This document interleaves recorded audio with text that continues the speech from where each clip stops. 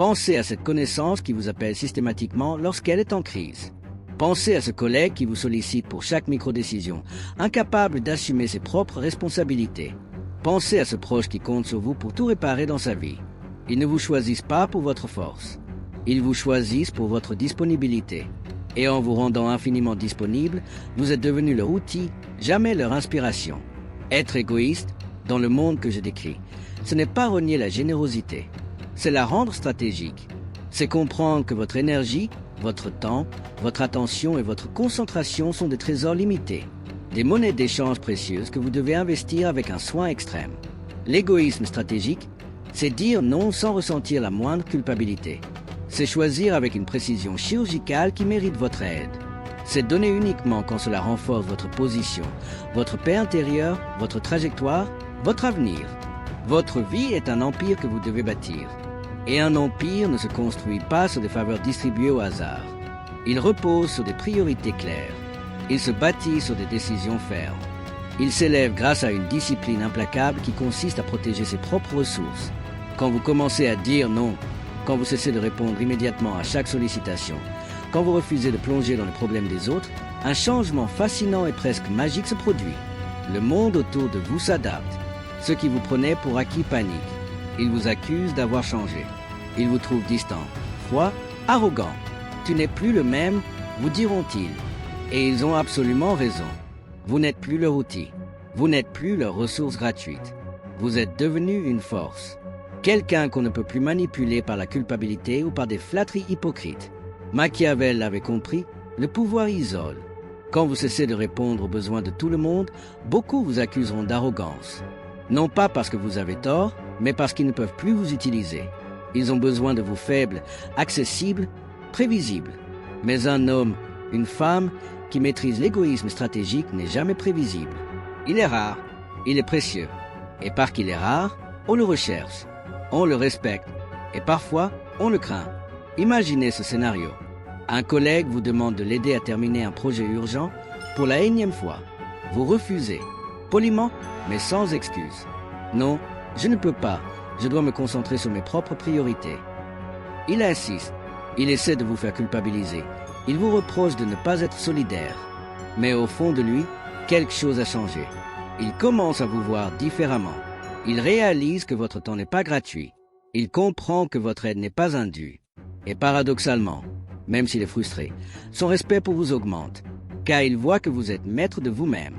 Alors, comment aider sans se perdre? Comment donner sans devenir un esclave? La réponse est l'égoïsme stratégique. Il repose sur plusieurs piliers. Premièrement, faites de votre aide une transaction, pas un don. Je ne parle pas forcément d'argent. Je parle de valeur. Faites en sorte que votre aide ait un coût, un effort de la part de l'autre, une preuve de loyauté, un respect tangible, une reconnaissance sincère et publique. Si l'autre n'a rien investi pour mériter votre temps, il ne le valorisera jamais. Votre aide doit être perçue comme un privilège, pas comme une obligation. Pensez à un grand mentor. Il ne partage pas son savoir avec le premier venu. Il le réserve à ceux qui ont prouvé leur sérieux, leur engagement. Son aide a du poids parce qu'elle est rare et méritée. Deuxièmement, ne répétez jamais la même aide. Si quelqu'un a besoin de vous une fois pour un problème spécifique, c'est acceptable. S'il revient sans cesse pour le même type de problème, vous devez mettre fin à ce cycle. Vous n'êtes pas sa solution de secours permanente. Vous n'êtes pas son confident attitré. Les faveurs répétées affaiblissent celui qui donne, mais aussi celui qui reçoit, car elles l'empêchent de développer sa propre autonomie. Aidez une fois, de manière significative, puis disparaissez. Laissez-le trouver sa propre réponse la prochaine fois. Troisièmement, investissez votre énergie uniquement dans ceux qui vous élèvent. Aidez les personnes qui ont déjà un élan, à un momentum. Celles qui construisent, qui grandissent, qui ont une vision. Les gens qui stagnent ne méritent pas votre temps, car ils ne feront que vous ralentir et vous tirer dans leur propre inertie. Imaginez que vous êtes un général sur un champ de bataille. Soutiendriez-vous un soldat qui refuse d'apprendre à se battre? Non, vous investiriez toutes vos ressources dans ceux qui sont prêts à combattre à vos côtés. Aider doit être un acte d'aliment stratégique, pas de la nostalgie ou de la pitié. Parfois, le plus grand service que vous puissiez rendre à quelqu'un est de le laisser affronter ses échecs seul. En vous retirant, vous le forcez à devenir la personne qu'il a toujours évité d'être. Comme le disait Machiavel, n'offrez pas de béquille à celui qui peut marcher, car vous l'empêchez de jamais apprendre à courir. Enfin, et c'est le plus important, apprenez à dire non. Et dites-le avec fermeté et sans justification. Le mot non est votre arme de libération la plus puissante. Pas peut-être. Pas, je vais voir si je peux. Pas, désolé, je ne pense pas que... Juste non. Chaque fois que vous justifiez votre refus, vous ouvrez la porte à la négociation et à la manipulation. Chaque fois que vous l'adoucir, vous laissez place au doute. Un non clair, calme et ferme est une affirmation de votre souveraineté. Il déclare au monde entier que votre temps, vos priorités, votre empire, passe avant tout. Pensez à tous ces moments où vous avez dit oui par peur de décevoir, par crainte d'être jugé. Chaque oui mal placé vous a coûté un fragment de votre liberté. Chaque non pleinement assumé vous rend un morceau de votre pouvoir. Avant d'aider qui que ce soit à nouveau, vous devez faire passer chaque demande à travers un filtre stratégique implacable. Un filtre en 3 étapes. La première porte du filtre, l'intention. Examinez l'intention réelle derrière la demande. Pourquoi cette personne vous sollicite-t-elle, vous, en ce moment? Est-ce une quête sincère de solution de la part de quelqu'un qui a déjà tout essayé? Ou est-ce une manière facile d'échapper à ses propres responsabilités? Est-elle vraiment dans l'impasse ou simplement habituée à votre aide gratuite? Beaucoup de gens demandent, non pas parce qu'ils ont désespérément besoin de vous, mais parce qu'ils savent que vous êtes la personne qui ne refusera probablement pas. Apprenez à déceler la paresse et la complaisance déguisées en urgence. La deuxième porte du filtre, la réciprocité. Évaluez la dynamique de la relation. Cet acte d'aide sera-t-il reconnu ou sera-t-il oublié demain et transformé en une attente pour la prochaine fois? Cette personne a-t-elle déjà, par le passé, valorisé votre énergie ou se contente-t-elle de la consommer? Un échange doit être équilibré, pas forcément financièrement, mais psychologiquement. Si votre aide ne génère ni respect, ni loyauté, ni élévation mutuelle, elle devient une pure perte. C'est un mauvais investissement. Vous reconnaissez ce sentiment d'avoir tout donné, votre temps, votre énergie, vos conseils pour n'obtenir en retour que du silence, de l'indifférence, ou pire, une nouvelle demande. Ce goût amer de la frustration quand vous réalisez que votre disponibilité est devenue un dû et votre gentillesse une évidence. Si vous connaissez ce sentiment, alors cette vidéo n'est pas une simple vidéo. C'est un miroir, le miroir d'une réalité qu'on vous a appris à ignorer. La générosité sans stratégie n'attire pas l'amour, elle attire les prédateurs. On vous a conditionné à être une ressource pour les autres. Mais personne ne vous a appris à protéger la vôtre. Aujourd'hui, nous allons changer ça. Pour y parvenir, nous devons nous tourner vers une sagesse plus ancienne et plus brutale que les contes de fées que l'on nous raconte. Machiavel, ce maître impitoyable de la stratégie humaine, n'a jamais condamné la générosité elle-même. Il a simplement averti qu'elle devenait un piège mortel, une arme retournée contre soi, lorsqu'elle était offerte sans calcul. Car donner sans stratégie, ce n'est pas de la noblesse. C'est renoncer à votre pouvoir pour endosser, volontairement, le rôle de serviteur. Et dans l'arène impitoyable du pouvoir, aucun homme, aucune femme ne peut survivre longtemps en tant que serviteur. Quand vous aidez quelqu'un sans réfléchir, sans poser de conditions, vous ne plantez pas une graine de gratitude dans son esprit. Vous plantez une graine bien plus dangereuse, une graine d'attente. Les gens ne vous remercient pas intérieurement pour votre aide. Ils s'y habituent. Et une fois qu'ils s'y sont habitués, ils cessent de la voir comme un cadeau. Ils la voient comme un dû. Et si c'est un dû, alors ils ne vous respectent plus. Ils vous consomment. Machiavel l'avait observé dans les intrigues des cours royales, et cette vérité n'a pas changé d'un iota. Celui qui donne sans mesure devient l'esclave de ce qu'il sert.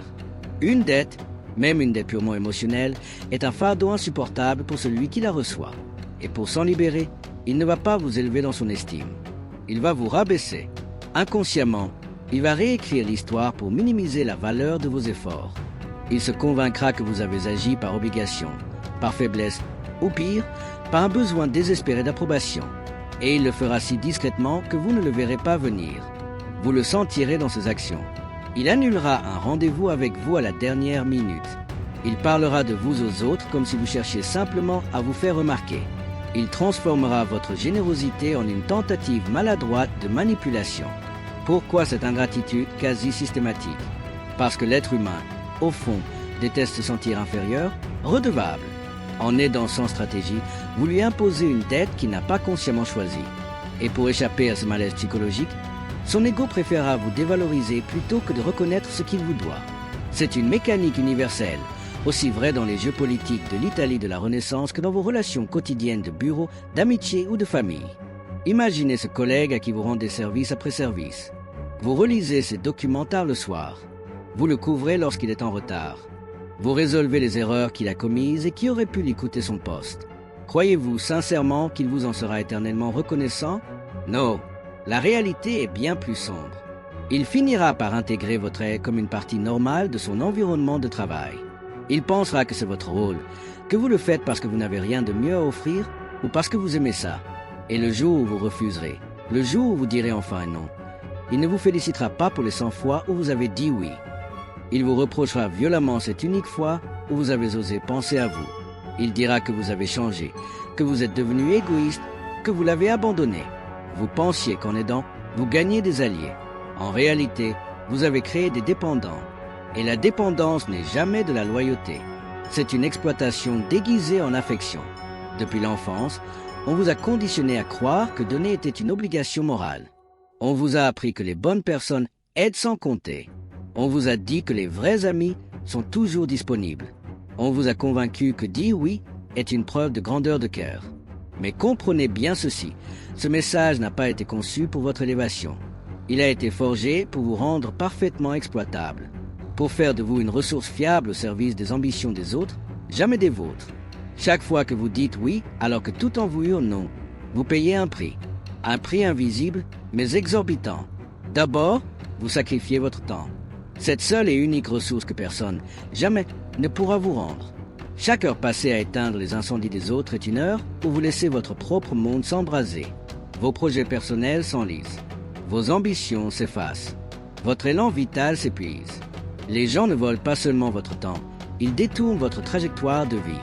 Pensez à ces heures interminables passées à écouter les mêmes plaintes d'un ami qui ne changera jamais. Pensez à ce temps précieux perdu à résoudre les problèmes d'un proche qui les crée lui-même. Pensez à ces efforts gaspillés à réparer les erreurs d'un collègue négligent. Pendant ce temps, vos propres objectifs attendent. Vos rêves prennent la poussière. Votre futur s'éloigne. Ensuite, vous accumulez une rancœur silencieuse, une amertume qui ronge de l'intérieur. Consciemment, vous vous dites que vous agissez par bonté, par devoir, par sens des responsabilités. Mais au fond de vous, une part de vous attend un retour. Un simple merci sincère, un geste de reconnaissance, un minimum de respect. Et quand cela ne vient jamais, vous vous sentez trahi. Mais vous ne pouvez rien dire, car c'est vous qui avez donné sans poser de conditions. Alors, vous ravalez votre frustration, vous souriez et vous continuez à jouer le jeu, jusqu'au jour où vous explosez. Et là, surprise, on vous accuse d'être trop émotif. On vous trouve instable. On juge votre réaction excessive. On vous reproche votre colère, jamais l'ingratitude systémique qui l'a provoquée. Vous avez donné trop longtemps pour rien. Et maintenant, c'est vous le coupable. Machiavel l'avait prédit. Offrez votre aide sans limite et vous serez puni par cela même que vous avez servi. Pire encore, votre générosité aveugle attire les faibles et repousse les forts. Les personnes solides, autonomes, celles qui construisent, qui avancent, qui créent de la valeur, n'ont pas besoin d'être sauvées en permanence. Elles respectent les limites. Elles valorisent l'indépendance. Elles cherchent des égaux, des partenaires, pas des béquilles. Mais les faibles, eux, flairent votre habitude d'aider comme des prédateurs flairent une proie facile. Ils accourent avec leurs drames, leurs excuses, leurs problèmes sans fin. Ils ne veulent pas de solution. Ils ne veulent pas grandir. Ils veulent être secourus. Ils veulent que vous portiez leur fardeau. Et plus vous donnez sans réfléchir, plus vous devenez un aimant à problème, un aimant pour ceux qui stagnent, ceux qui se complaisent dans leur propre chaos. Et la troisième porte du filtre, la trajectoire. Considérez l'impact sur votre propre chemin. Cette aide vous fait-elle avancer? Est-elle, d'une manière ou d'une autre, alignée avec vos objectifs, votre image, la construction de votre réseau? Ou bien vous entraîne-t-elle dans des drames inutiles, des confusions émotionnelles et des retards sur votre propre mission de vie? Aider quelqu'un ne doit jamais, au grand jamais, freiner votre propre ascension. Si aider quelqu'un vous oblige à mettre vos rêves en pause, alors le prix est trop élevé. L'égoïsme stratégique n'est pas un abandon de la générosité, mais une redéfinition radicale de celle-ci. C'est comprendre que votre énergie est un trésor et que le monde est rempli de pilleurs qui veulent s'en emparer. Quand vous cesserez d'aider sans réfléchir, vous forcerez les gens à révéler leur vrai visage. Certains disparaîtront, furieux que vous ne soyez plus à leur disposition. D'autres essaieront de vous culpabiliser, de vous ramener à l'ancienne version de vous, celle qui disait oui à tout. Laissez-les partir. Leur réaction est la preuve ultime que vous aviez raison. Mais ceux qui restent, ceux qui respectent vos nouvelles limites, ceux qui valorisent votre rareté, ce sont eux qui méritent votre temps. Ce sont eux les véritables alliés. Ce sont eux avec qui vous pouvez bâtir. Imaginez un cercle d'amis, de collègues, de partenaires qui ne vous sollicitent que lorsqu'ils ont quelque chose de solide à offrir en retour. Une idée, un soutien, une vision commune, une loyauté à toute épreuve. Ce cercle-là n'est pas un poids, c'est une force. Ne soyez plus le sauveur de ceux qui choisissent de s'enfoncer. Votre rôle n'est pas de réparer les autres. Votre rôle est de bâtir votre empire. Un empire ne se construit pas sur des faveurs. Il se forge sur des choix calculés. Il s'élève sur des refus assumés. Il prospère grâce à une force que l'on protège jalousement. Cessez d'aider pour être aimé. Cessez d'aider pour vous sentir utile. Cessez d'aider pour garder les gens près de toi. Laissez-les s'élever ou s'effondrer seuls. Votre temps, votre énergie, votre force, votre concentration ne sont pas des ressources à distribuer. C'est votre capital de départ. Et le capital ne se donne pas. Il s'investit. Soyez égoïste, non pour blesser, mais pour prospérer. Car dans un monde qui veut tout prendre de vous, l'égoïsme stratégique n'est pas une trahison. C'est une reconquête.